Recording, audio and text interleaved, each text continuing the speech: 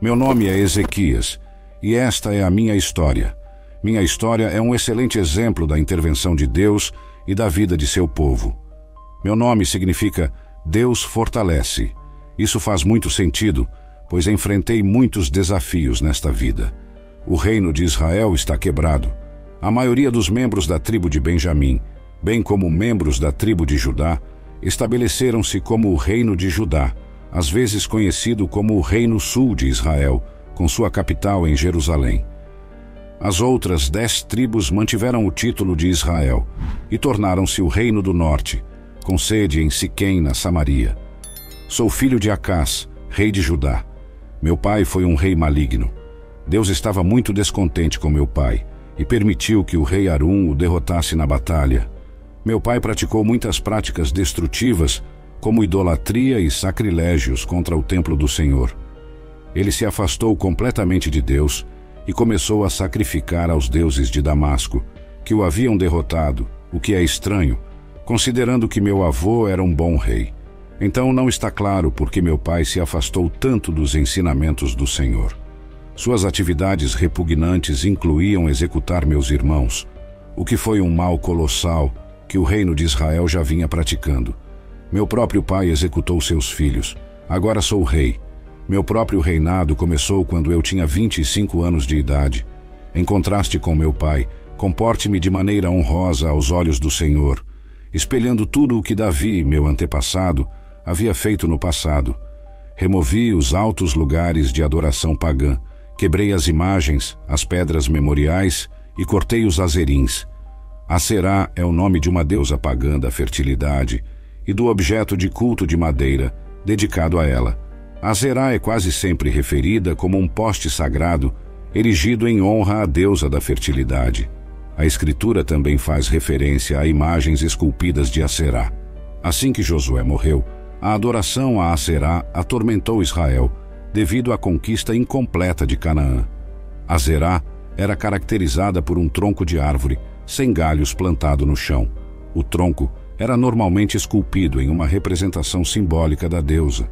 Como resultado da conexão com árvores esculpidas, os lugares de adoração a Aserá eram comumente chamados de bosques. Considerada a deusa da lua, Aserá era frequentemente apresentada como consorte de Baal, o deus do sol. Apesar das instruções claras de Deus, a adoração a Aserá foi um problema recorrente em Israel. À medida que Salomão se afundava na idolatria, uma das divindades pagãs que ele trouxe para o reino foi Aserá, chamada de deusa dos Sidônios. Foi isso que eu destruí. Deus detesta completamente a idolatria. Ela atrai a ira de Deus sobre os envolvidos. Tragicamente, a condição dos levitas e do templo estava muito ruim. Os levitas eram uma tribo de israelitas que descendiam de Levi. Os sacerdotes de Israel eram um grupo seleto de homens qualificados da tribo de Levi, responsáveis por vários aspectos do culto, no tabernáculo ou no templo. De acordo com a lei, todos os sacerdotes eram obrigados a ser levitas, mas nem todos os levitas eram sacerdotes. Mesmo esses homens haviam fechado as portas da sala externa, apagado as lâmpadas e não queimado incenso ou oferecido holocaustos. Isso aconteceu nos dias de meu pai. Percebi que era necessário reabrir o templo para a limpeza e garantir seu funcionamento adequado. Então, eu esmaguei em pedaços a serpente de bronze que Moisés havia feito, pois até aqueles dias os israelitas haviam queimado incenso a ela, e ela era chamada de Neustã, uma escultura de bronze. Que pena que o objeto que Deus usou para libertar seu povo se tornou um objeto de adoração. Reconheci que as calamidades que vieram a Judá ocorreram por causa de nossa desobediência. Escolhi honrar a Deus e não seguir os passos de meu pai, o rei Acás.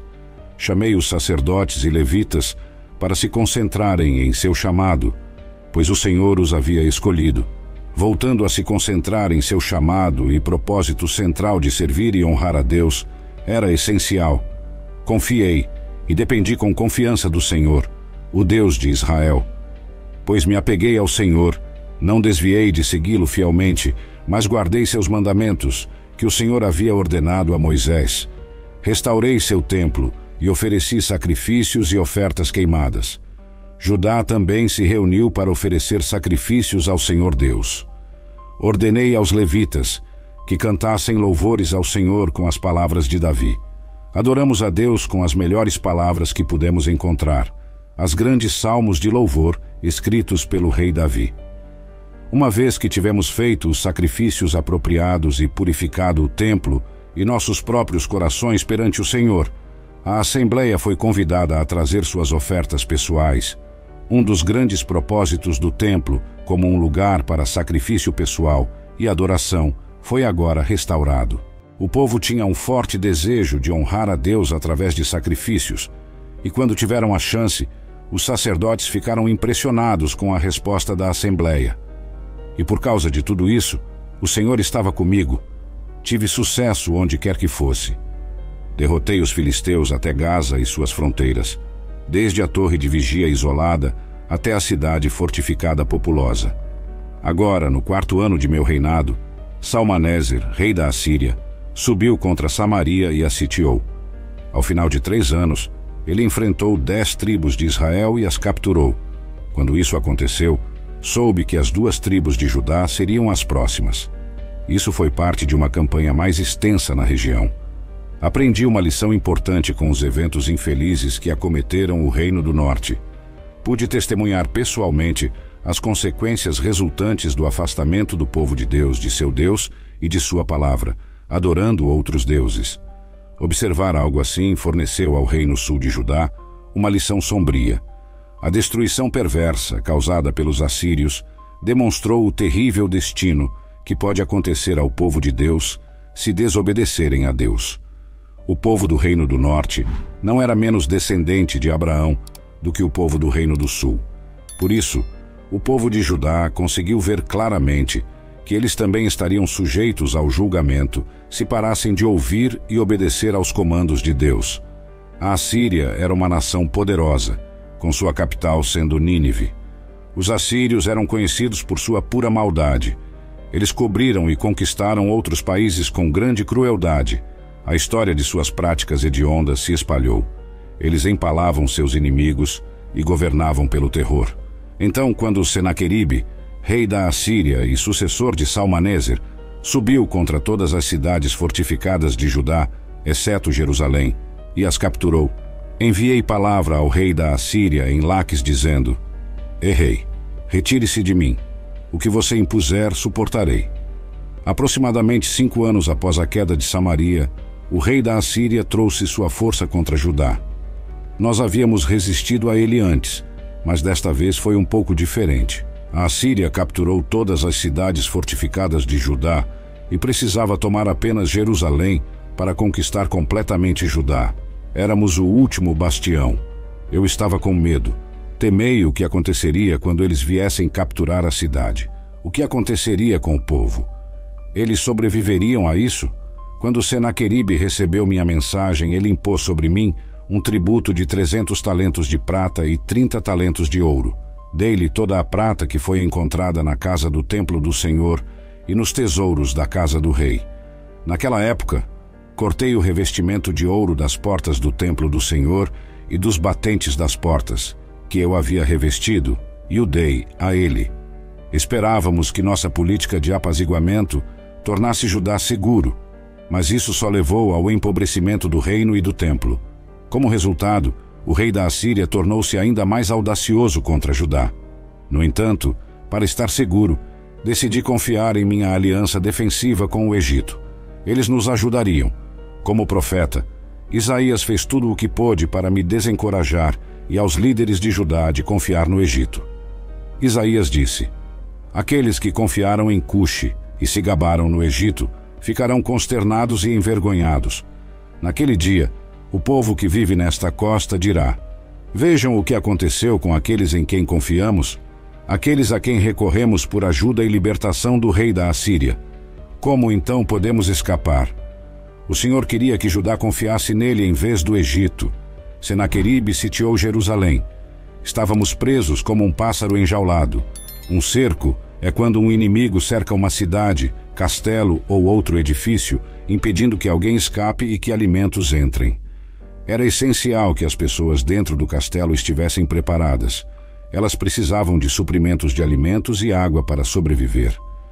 Conseguir alimentos frescos era difícil, então eles precisavam encontrar maneiras de preservar alimentos secando, salgando e armazenando-os. Para um suprimento seguro de água, os castelos precisavam de seu próprio poço. A fome era usada como arma. Se um castelo tinha boas defesas, os atacantes muitas vezes decidiam esperar e tentar matar os defensores de fome. Não era incomum que os que estavam dentro do castelo recorressem a comer seus cavalos ou até mesmo seus cães e gatos, conforme os suprimentos diminuíam. Os defensores famintos eram às vezes forçados a abandonar o castelo, entregando-o aos sitiadores. A fome era um fator-chave, mas os exércitos atacantes também forçavam problemas. Manter um exército grande o suficiente para sitiar um grande castelo e mantê-los alimentados e armados era um desafio extremamente caro. Exércitos reais muitas vezes não davam escolha aos agricultores senão vender seus produtos ao exército a preços baixos.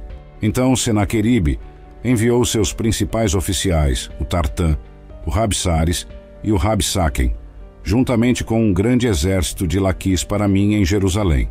O Rabsaquem era um título. Ele descreve o comandante de campo do exército assírio, representando o rei assírio Senaqueribe. Eles subiram a montanha e chegaram a Jerusalém. Após subirem a montanha e chegarem a Jerusalém, pararam junto ao aqueduto da piscina superior. Parecia que o Rabsaquem tinha a situação completamente sob controle. Ele conseguiu entrar na cidade de Jerusalém e ficar na fonte vital de água, que era o sustento de Jerusalém quando estava sob cerco. Enquanto ele estava lá, 3 oficiais do meu governo foram encontrá-lo. Eliaquim, que estava encarregado da minha casa, Sebna, um escrivão, e Joá, filho de Asaf, o secretário, saíram para encontrá-lo. Meus temores se tornaram realidade. O tributo não funcionou, ou o apaziguou para deixar Judá em paz. Agora ele vai trazer destruição sobre nós. Quando isso aconteceu, tivemos que nos preparar para um cerco. Ordenei que a água das fontes fora da cidade fosse interrompida em conexão com o túnel para manter o suprimento de água seguro dentro da cidade. Também reconstruímos todas as muralhas que estavam quebradas e as erguemos até as torres. Então, o Rabsaquem disse a eles: diga a Ezequias, assim diz o grande rei, o rei da Assíria, qual é a razão para esta confiança que você tem? Você diz, mas são apenas palavras vazias. Tenho conselho e força para a guerra. Agora, em quem você confia que se rebelou contra mim? Agora preste atenção. Você está confiando no Egito, nesse bastão de caniço esmagado. Se um homem se apoiar nele, ele só entrará em sua mão e a perfurará. Assim é o faraó, rei do Egito, para todos que confiam e dependem dele. O Rabsaquem queria que eu perdesse a confiança em minha aliança egípcia. Mas faz sentido fazer uma aliança defensiva com o Egito. O Egito parece ser a única nação forte o suficiente para proteger Judá contra os poderosos assírios. O Egito fez uma tentativa de cumprir suas promessas e seu exército foi derrotado em Elteque. O Rabsaquem viu isso. O Rabsaquem antecipou a resposta dos líderes de Judá. Nós diríamos: Rabsaquem, você diz que não podemos confiar no Egito. Tudo bem, não confiaremos, mas podemos confiar no Senhor nosso Deus. Então o Rabsaquem disse: mas se você me disser que confiamos e dependemos do Senhor nosso Deus, não foi ele cujos altos lugares e altares Ezequias removeu e disse a Judá e Jerusalém: vocês devem adorar apenas diante deste altar em Jerusalém. O Rabsaquem sabia do fato de que eu havia realizado reformas extensivas em Judá, uma das quais foi a destruição dos altos lugares. Apesar disso, o Rabsaquem estava convencido de que Deus estava verdadeiramente irritado com minhas reformas. Como resultado, ele acreditava que eu não deveria esperar assistência do Senhor Deus de Israel. O Rabsaquem diria: olhe todos os lugares onde as pessoas costumavam adorar o Senhor Deus de Israel. Costumava haver muitos deles. Desde que Ezequias chegou ao poder, agora há apenas um lugar, mas é sempre melhor. Então o Senhor Deus de Israel deve estar bastante irritado com Ezequias. O inimigo de nossas almas tem uma maneira habilidosa de desencorajar nossa obediência. Como ele comandava exércitos muito mais poderosos, ele estava em posição de marchar diretamente para Jerusalém sem este pequeno discurso. Mas o Rabi Saquen preferiria se Judá simplesmente desistisse por medo, desânimo ou desespero. O Rabi Saquen disse: agora faça um acordo com o meu senhor, o rei da Assíria, e eu lhe darei 2.000 cavalos, se da sua parte você puder colocar cavaleiros neles. Como então você pode rechaçar mesmo um oficial do menor dos servos do meu mestre, quando você confia no Egito para carros e cavaleiros? Agora eu subi contra este lugar para destruí-lo sem a aprovação do Senhor. Deus me disse para destruir você. Estou apenas fazendo a vontade dele e não há nada que você possa fazer para impedir. Então é melhor você se render. Neste ponto, o Rabi Saquen zombou do nosso exército relativamente pequeno. Ele lhes disse: mesmo que nós o ajudássemos com 2.000 cavalos, não adiantaria. Sua mensagem básica é que poderíamos vencê-lo com uma mão amarrada nas costas. Você pode imaginar como foi difícil para o meu governo ouvir isso. Meu povo também estava sentado nas muralhas, ouvindo o Rabi Saquen. Meus homens estavam pensando: já é ruim o suficiente que temos que ouvir isso. Mas dado que ele está falando em hebraico, todos vão ouvi-lo, e logo o povo ficará tão desanimado que se levantará contra nós e nos fará nos render. Então Eliaquim, filho de Ilquias, Sebna e Joá, disseram ao Rabi Saquen: por favor, fale com seus servos em aramaico, pois entendemos isso, e não fale conosco em hebraico na presença do povo que está na muralha. Mas o Rabi Saquen disse a eles: meu mestre me enviou apenas ao seu mestre e a você para dizer essas coisas. Ele não me enviou aos homens que estão na muralha, que estão condenados pelo cerco a comer seus próprios excrementos e beber sua própria urina juntamente com você? Não importava para o Rabi Saquen se o povo comum de Jerusalém conseguia ouvi-lo ou não. Esse era um de seus objetivos. Quanto mais medo, desânimo e desespero ele pudesse espalhar, melhor ele gostava. Dizer ao Rabi Saquen para não fazer isso era equivalente a dizer a uma criança travessa para não fazer algo. Ele mal podia conter sua excitação em se dirigir ao povo de Jerusalém. Então o Rabi Saquen ficou em pé e gritou em voz alta em hebraico: ouçam a palavra do grande rei, o rei da Assíria, que diz o rei: não deixem Ezequias enganar vocês, pois ele não será capaz de resgatá-los da minha mão. Nem deixem Ezequias fazer vocês confiarem e dependerem do Senhor, dizendo: o Senhor certamente nos resgatará, e esta cidade de Jerusalém não será entregue nas mãos do rei da Assíria. Não ouçam Ezequias, pois assim diz o rei da Assíria: rendam-se a mim e saiam para me encontrar, e cada homem poderá comer de sua própria videira e figueira, e cada homem poderá beber as águas de seu próprio poço, até que eu venha e os leve para uma terra como a terra de vocês, uma terra de grãos e vinho novo, uma terra de pão e vinhas, uma terra de oliveiras e mel, para que vocês possam viver e não morrer. Não ouçam Ezequias quando ele os enganar e incitar, dizendo: o Senhor nos resgatará. Algum dos deuses das nações já resgatou sua terra da mão do rei da Assíria? O discurso do Rabi Saquen foi projetado para glorificar o inimigo que enfrentava o povo de Deus. Ele queria semear sementes de dúvida entre o povo de Deus em relação a seus líderes. O discurso do Rabi Saquen foi projetado para incutir um sentimento de medo e dúvida nos corações do povo de Deus. Ele queria convencer seu público de que seria vantajoso se render. O Rabi Saquen referiu-se às políticas de reassentamento forçado praticadas pelos assírios. Após derrotarem uma nação, eles realocariam seus cidadãos para outras terras para manter a moral do povo esmagada e seu poder fraco. As palavras do Rabi Saquen foram elaboradas para dar a impressão de que esse destino terrível tinha algumas qualidades redentoras. Onde estão os deuses de Ramate e Arpade em Arã? Onde estão os deuses de Sefarvaim, Rena e Iva no vale do Eufrates? Eles resgataram Samaria, a capital de Israel, da minha mão. Quem entre todos os deuses das terras resgatou suas terras da minha mão, para que o Senhor resgatasse Jerusalém da minha mão? Mas o povo permaneceu em silêncio e não respondeu a ele, pois eu havia ordenado que não respondessem. Muitas vezes é inútil, se não perigoso, tentar competir em astúcia com essa lógica maligna. Muitas vezes é mais sábio permanecer em silêncio e ter fé em Deus, em vez de tentar argumentar. Eu entendo que a salvaguarda de Israel não dependia apenas de fortificações como muralhas, torres, escudos e suprimentos de água. Também dependia da coragem, bravura e resolução de nossos soldados. Então Eliaquim, Sebna, o escriba, e Joá, o secretário, vieram a mim com suas roupas rasgadas em luto e desespero, e me contaram o que o Rabsaquem havia dito.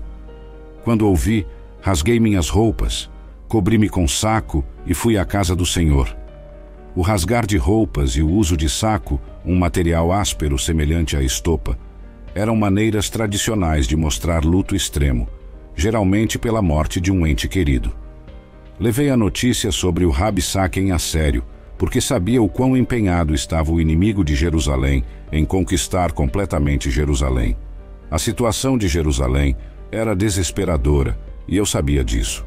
Havia boas razões para ser humilde diante do Senhor. Cidade após cidade caíram nas mãos de Senaqueribe, e longas filas de deportados já começavam seu amargo caminho para o exílio. Procurei a face do Senhor Deus e pedi ajuda, pois por nós mesmos somos impotentes nesta situação. Enviei Eliaquim, que estava encarregado da minha casa, e Sebna, o escriba, e os anciãos dos sacerdotes cobertos com saco a Isaías, o profeta, filho de Amós. Disse-lhes que passassem esta mensagem a Isaías: Este é um dia de angústia e ansiedade, de castigo e humilhação, pois as crianças chegaram ao tempo do parto, e não há força para resgatá-las. Talvez o Senhor seu Deus ouça todas as palavras do Rabsaquem, a quem o seu mestre, o rei da Assíria, enviou para insultar e desafiar o Deus vivo, e repreenda as palavras que o Senhor seu Deus ouviu. Ofereça uma oração pelo remanescente de seu povo que resta em Judá. Disse aos meus mensageiros para dizerem essas coisas a Isaías, para que eles pudessem transmitir a completa e total desgraça que havia acometido a nação. A única coisa que nos dava esperança era que Deus se ofenderia com os insultos de Rabsaquem e o puniria por eles. Este discurso é blasfemo como nenhum outro. Então meus servos foram até Isaías. Isaías disse a eles: Diga isto ao seu mestre, assim diz o Senhor: Não tenha medo por causa das palavras que você ouviu, com as quais os servos do rei da Assíria me insultaram. Eis que colocarei um espírito nele, para que ouça um rumor, e volte para a sua terra, e o farei cair pela espada na sua própria terra. Isaías estava ciente de que falava como um profeta do Senhor. Isaías, falando pelo Senhor, estava prestes a fazer uma previsão ousada. Sua profecia seria totalmente comprovável. Ou aconteceria ou não aconteceria. Isaías seria conhecido como um verdadeiro profeta ou um falso profeta em breve. Isso me fez saber que as palavras do Rabsaquem eram apenas palavras. Não precisava ter medo delas. Fui consolado por essas palavras. Agora o Senhor falou através do profeta Isaías, dizendo que ele havia ouvido aquelas palavras. Era evidente que Deus levou essa ofensa pessoalmente. O Senhor chama o Rabsaquem e os outros oficiais do exército de servos do rei da Assíria. Então o Rabsaquem voltou e viu o rei da Assíria em batalha contra Libna, uma cidade fortificada em Judá. Enquanto o Rabsaquem estava fora, os assírios descobriram que tropas egípcias lideradas por um monarca etíope estavam avançando do sul. Esta seria a intervenção egípcia que a Assíria temia e em que muitos em Judá confiavam. Como o profeta Isaías havia predito, isso não resultaria em nada. Apesar disso, os assírios enviaram uma carta para me desencorajar à distância. Mesmo assim, a Assíria enviou uma mensagem para mim dizendo: Ezequias, rei de Judá, não deixe que seu Deus, em quem você confia, o engane, dizendo que Jerusalém não será entregue nas mãos do rei da Assíria. Ouça, você ouviu o que os reis assírios fizeram a todas as terras, destruindo-as completamente, e você será poupado? Os deuses das nações que meus antepassados destruíram os resgataram, Gozã e Harã na Mesopotâmia, e Rezefe e o povo de Éden que estavam em Telassar. Onde está o rei de Ramate? o rei de Arpade, na Síria do Norte, o rei da cidade de Sefarvaim, Ena e Iva. Senaqueribe desafiou Deus. Ele falou blasfêmias com sua boca e arrogantemente assumiu sua própria liderança. Recebi a carta das mãos dos mensageiros e a li. Depois subi à casa do Senhor e a espalhei diante do Senhor. Orei diante do Senhor e disse: Ó Senhor, Deus de Israel, que está entronizado acima dos querubins da arca e do templo, você é o Deus. Você sozinho de todos os reinos da terra. Você fez os céus e a terra. Ó Senhor, incline o seu ouvido e ouça. Senhor, abra os olhos e veja. Ouça as palavras de insulto de Senaqueribe, que ele enviou para insultar e desafiar o Deus vivo. É verdade, Senhor, que os assírios devastaram as nações e suas terras e lançaram seus deuses no fogo, pois eles não eram deuses reais, mas apenas a obra das mãos dos homens, madeira e pedra. Por isso puderam destruí-los. E agora, ó Senhor nosso Deus, por favor, nos salve da mão dele para que todos os reinos da terra saibam, sem dúvida alguma, que você, ó Senhor, é Deus. Então Isaías, filho de Amós, enviou uma mensagem para mim dizendo: Assim diz o Senhor, o Deus de Israel: ouvi a sua oração a mim sobre Senaqueribe, rei da Assíria. Esta é a palavra que o Senhor falou contra ele. A filha virgem de Sião o desprezou e zombou de você. A filha de Jerusalém balançou a cabeça atrás de você, quem você insultou e blasfemou, contra quem você levantou a voz e altivamente levantou seus olhos, contra o Santo de Israel. Através de seus mensageiros, você insultou e desafiou o Senhor, e disse orgulhosamente: com meus muitos carros, subi às alturas das montanhas, às partes mais remotas do Líbano. Cortei suas altas árvores de cedro e suas escolhidas árvores de cipreste. Entrei em suas mais distantes moradas, sua floresta mais densa.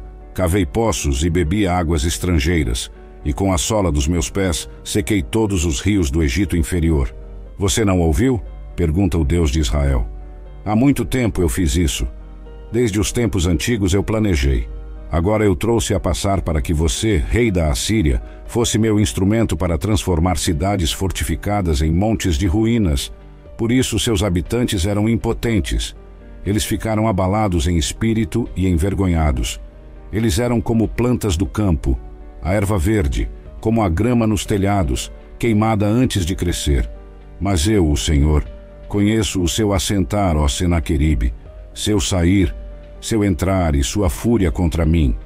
Por causa de sua fúria contra mim, e porque sua arrogância e complacência chegaram aos meus ouvidos, colocarei meu anzol em seu nariz e meu freio em seus lábios, e o farei voltar para a Assíria, pelo caminho que você veio.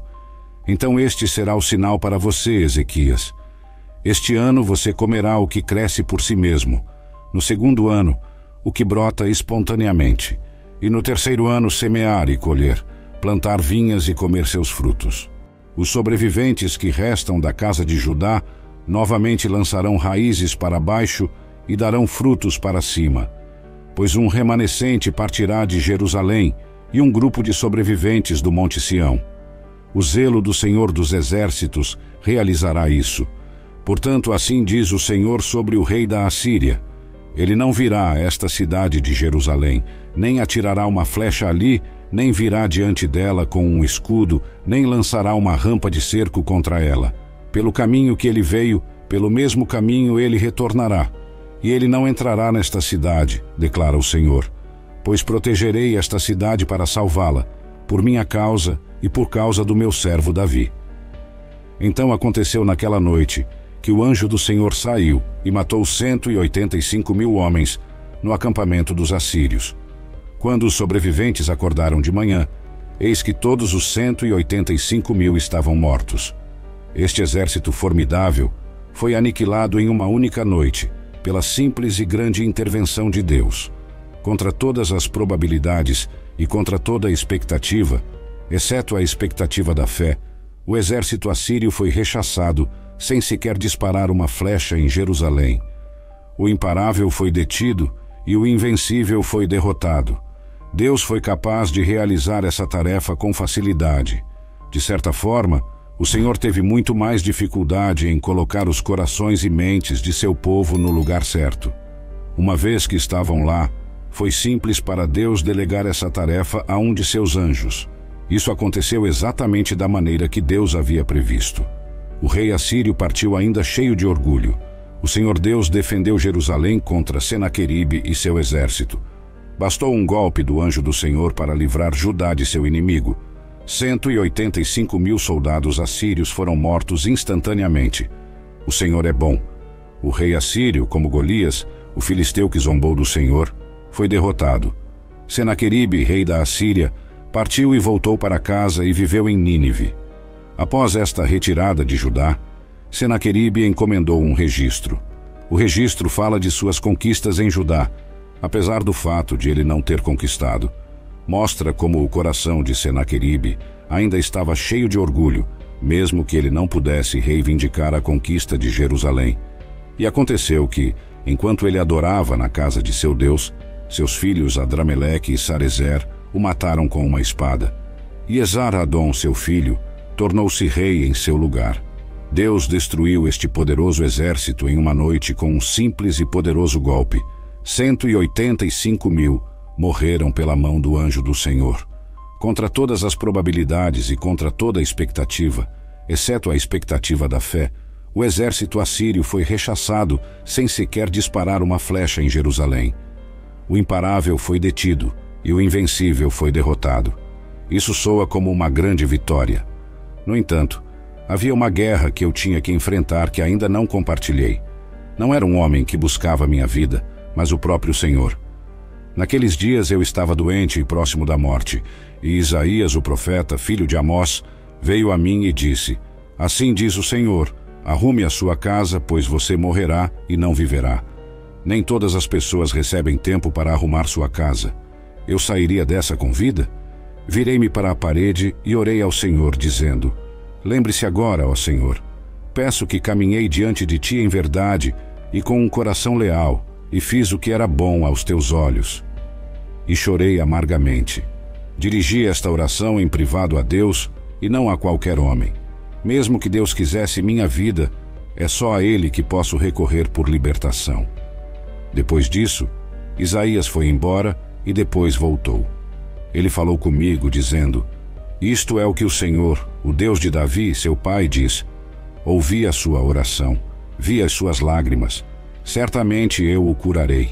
No terceiro dia, você subirá à casa do Senhor e acrescentarei aos seus dias 15 anos. Então Isaías disse: Peguem um bolo de figos. Então eles o pegaram e o colocaram na ferida, e eu me recuperei. Deus me abençoou com 2 presentes. Primeiro, ele me concedeu o dom de uma vida prolongada. Em segundo lugar, ele me deu o dom de saber que eu só tinha 15 anos restantes. Meu nome é Ezequias, e esta é a minha história.